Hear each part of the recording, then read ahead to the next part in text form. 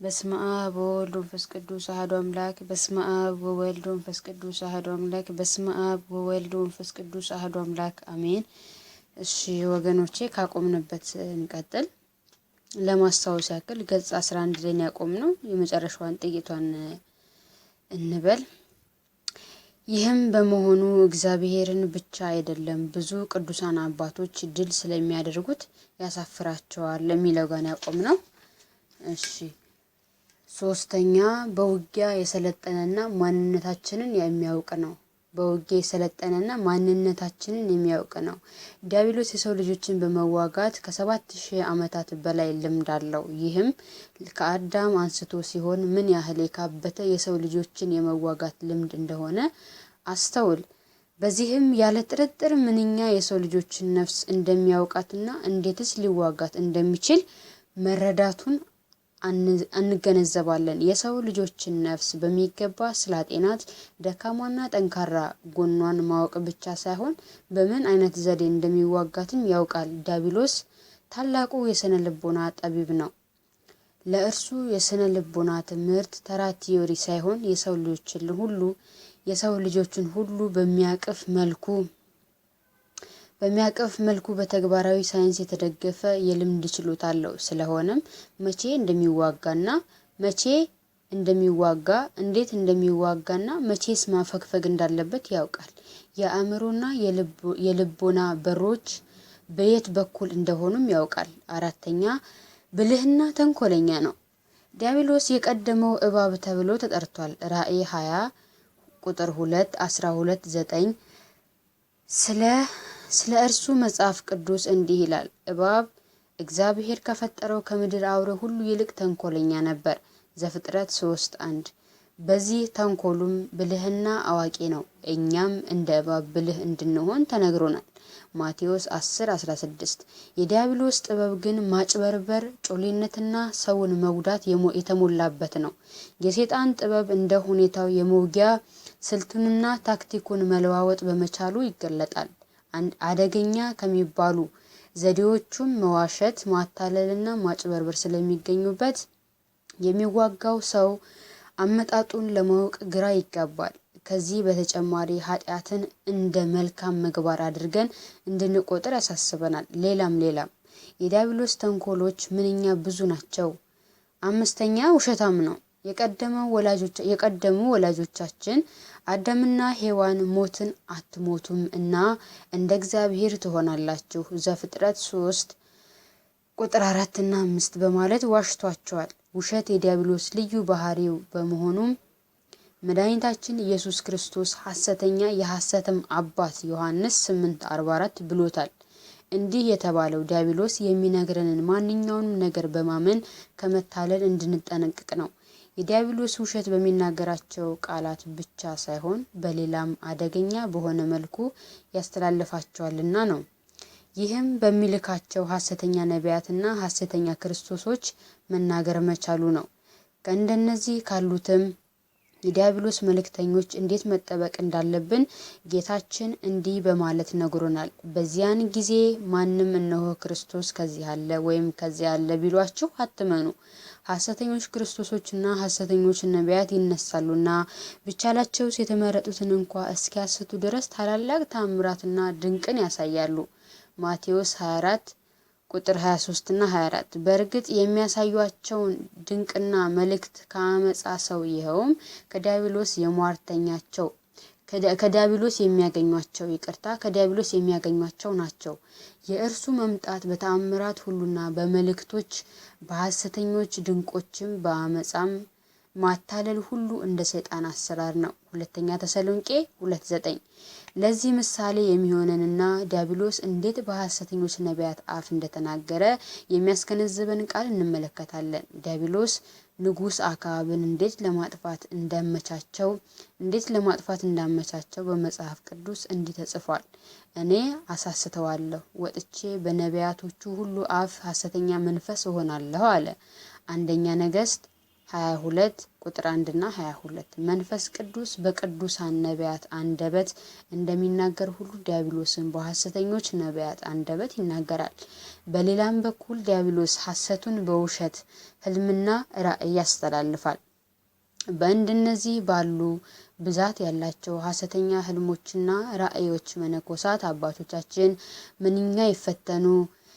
እንዲህ አይነቱ ተጋድሏቸው ዘ ፓራዲስ ኦፍ ሞንክስ ይቅርታ እንግሊዝኛ ብዙ አይደለሁም በሚለው መጽሐፍ ውስጥ ተጽፎ እናነባለን።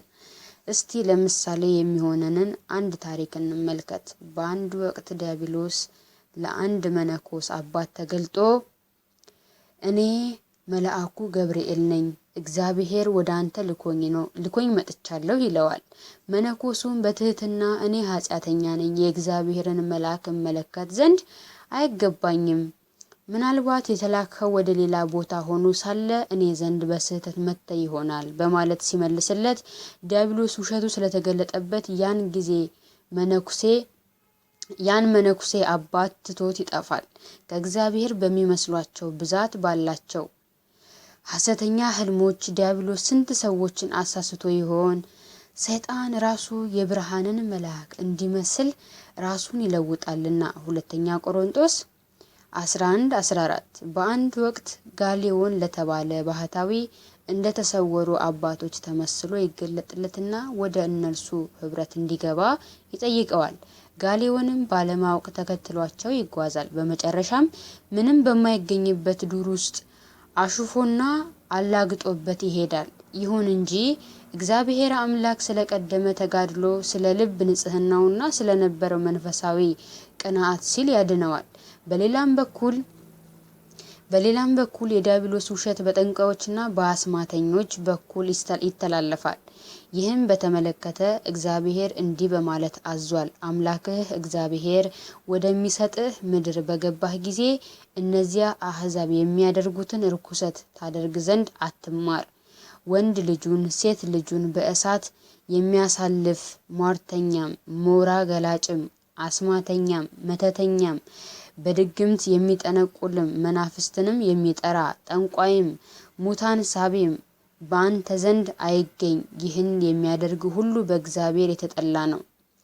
ስለዚህም ርኩሰት አምላክህ እግዚአብሔር ከፊትህ ያሳድዳቸዋል። ዘዳግም 18 ከቁጥር 9 እስከ 12። ምናልባት በዚህ ጥቅስ ውስጥ አንድ የምናስተውለው ነገር ይኖራል። የዲያብሎስ ውሸት በመናፍስት ጠሪዎችና በሙታን ሳቢዎች ውስጥ እንኳ መገለጥ እንደሚችል በእንደዚህ አይነቱ ግንኙነት መካከል ዲያብሎስ ስለዚያ ስለተጠራው ሰውና ስለ ቤተሰቦቹ ማንነት የሚያውቃቸውን አንዳንድ ነገሮች የውሸት ማላበሻ አድርጎ እነዚያን ሰዎች ሊያታልላቸው ይችላል። ከተቀበሉት ሰዎችን የሚያታልልበትን ሙሉ የውሸት ታሪኩን ቀስ በቀስ በመተረክ ፍጹም ወደ ተሳሳተ መንገድ ይመራቸዋል። በኮከብ ቆጣሪዎችና የተሰወረውን እንገልጣለን በሚሉ ሰዎች አንደበትም ዲያብሎስ ውሸቱን ይነዛል።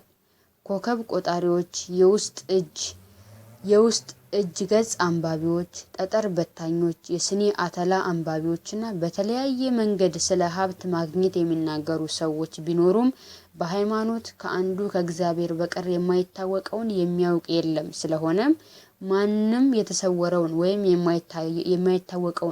የተሰወረውን ወይም የማይታወቀውን አውቃለሁ ብሎ ቢናገር እርሱ ውሸታም ነው። የዲያብሎስ ፈተናዎች በሙሉ የተለያዩ የውሸት አይነቶች ናቸው። ሰዎች ደስታን ከኃጢአት እንደሚያገኙ አድርገው እንዲያስቡ ያደርጋቸዋል። ይህም ደስታ ምናልባት ከመዝናናት፣ ከስልጣን፣ ከጥቅም፣ ከክብር ወይም ከፈንጠዝያ የሚመጣ እንዲመስላቸው ያደርጋል። ሰውየው ከወደቀ በኋላ ግን የዲያብሎስ ፈተናዎች በሙሉ ፈጥነው የሚያልፉና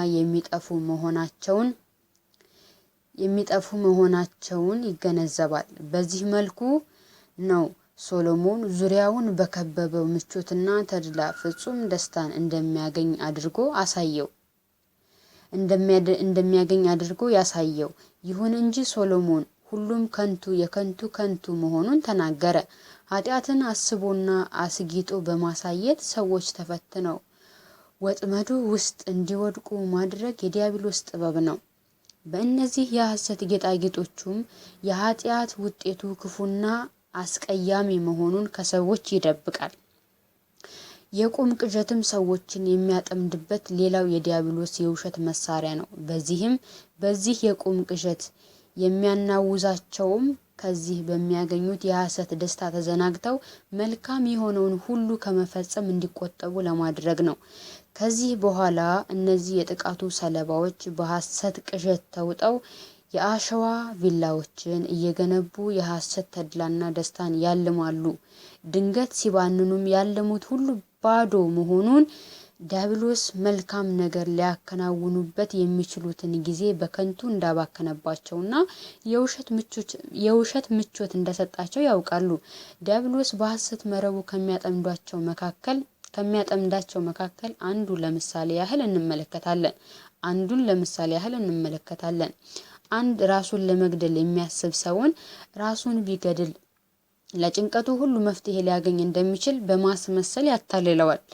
የዚህ ሰው ትኩረትም በህይወት መኖሩ ሙሉ ለሙሉ ጥቅም እንደሌለው፣ ለችግሩ ሁሉ ብቸኛው መፍትሄ ሞት መሆኑንና ከጭንቀቶቹ ሁሉ ነፃ የሚያወጣው ይኸው መንገድ ብቻ እንደሆነ በማሰብ ላይ ይሆናል። ሰውየው የዚህን የዲያብሎስ የሐሰት መፍትሄ አምኖ በመቀበል ራሱን ከገደለ በኋላ ግን እረፍት ያጣል። በሲኦል ውስጥ በዚህ ዓለም ከነበሩበት ችግሮችና መከራዎች ሁሉ የበለጠ የማያቋርጥ ድካም፣ ሕማምና ስቃይን ይቀበላል። ይህንም ሞት ለችግሮቹ ሁሉ መፍትሄ ሳይሆን ለበለጡ ችግሮች የሚጋለጥበት የመጀመሪያው ደረጃ መሆኑን ይረዳል። ምን ዋጋ አለው ከሞትም በኋላ ብንረዳ? እንዲህ በማድረግ ዲያብሎስ በውሸት ያታልለዋል፣ በተሳሳተ መንገድ ይመራዋል፣ በመጨረሻም ያጠፋዋል። አብዛኛዎቹ ኃጢአቶች ከዲያብሎስ የሐሰት ሰሌዳዎች በስተጀርባ የተደበቁ ናቸው። ዲያብሎስ ሌባውን ቢሰርቅ ማንም እንደማያየውና እርሱ መስረቁን ማንም እንደማይደርስበት ያማክረዋል። ይህንኑ ጉዳይ ለጉቦኛው፣ ለሕገወጥ ነጋዴውና ለአጭበርባሪው ሹክ ይለዋል። በእነዚህ ሁሉ ዲያብሎስ ይዋሻል። እግዚአብሔር ግን ያያል። በሰው ዓይን ሊታይ የማይቻለው ሁሉ በእግዚአብሔር ፊት ግልጽ ነው፣ እውነት ነው። ለገዳዩም የተገዳዩ ሕይወት ወይም መኖር አላስፈላጊ አሊያም በስህተት የሆነ በማስመሰልና በሞት መስተካከል እንደሚገባው፣ ይህ ካልሆነ ግን የሟቹ መኖር የእርሱን ክብር እንደሚያጎድፍበትና ለተገዳዩ ነፍስ ሰላም የሚያስገኝላት አድርጎ ያሳየዋል። ክህዶተ እግዚአብሔር ግን በዲያብሎስ ለሰዎች የሚቀርብ ዋናው ሐሰት ነው። ሰው የራሱ አስገኝ እንጂ ፈጣሪ የለውም ለሚሉ ሰዎችም ህልወተ እግዚአብሔር የእነርሱን ህልውና እንደሚያደናቅፈው አድርጎ ያሳያቸዋል። ለማርክሲስቶቹም እግዚአብሔር ከፍ ባለ ማማ ላይ ተቀምጦ ጨቋኙ ሲጨቁን ባለጸጋውም ድሃውን ባሪያ ሲያደርግ የሚመለከትና ለህዝቡም ግድ የሌለው አምላክ እንደሆነ አድርጎ ያሳያቸዋል። 6ኛ መንቻካ ነው። የዲያብሎስ የማይደክምና የማይሰለቸው መንቻካ ነው። አንድ ክፉ ሐሳብን ለሰዎች ህሊና እጅግ በጣም ብዙ ጊዜ ደጋግሞ ያቀርባል። ሰዎች ይህንን ክፉ ሐሳቡን ውድቅ ቢያደርጉበትም እንኳ ያለ መታከት ደጋግሞ ያቀርብላቸዋል። ምናልባትም አንድ ሰው ተደጋጋሚ ግፊትና መንቻካነት ሊረታ ይችላል። ዘ ፓራዲስ ኦፍ ዘ ፋዘርስ በሚለው መጽሐፍ ውስጥ ዲያብሎስ አንድ መነኩሴን በአንድ አይነት ኃጢአት ብቻ ያለ አንዳች ድካምና ተስፋ መቁረጥ ለ50 ተከታታይ ዓመታት እንደተዋጋው እናነባለን። መድኃኒታችን ኢየሱስ ክርስቶስም በተፈታተነው ጊዜ መፈታተኑን ከአንደኛው ወይም ከሁለተኛው ወይም ከ3ኛው ፈተና በኋላ አላቆመም። ጌታ ቢገስጸውና ካጠገቡ ቢርቅም ቅዱስ ሉቃስ እንደጻፈልን እስከ መጨረሻው አልነበረም። ዲያብሎስም ፈተናውን ከጨረሰ በኋላ እስከ ጊዜው ከእርሱ ተለየ ነው የሚለው ሉቃስ 4:13 ኢየሱስ ክርስቶስን የፈተነው ሰዓት ላይ ማለት ነው።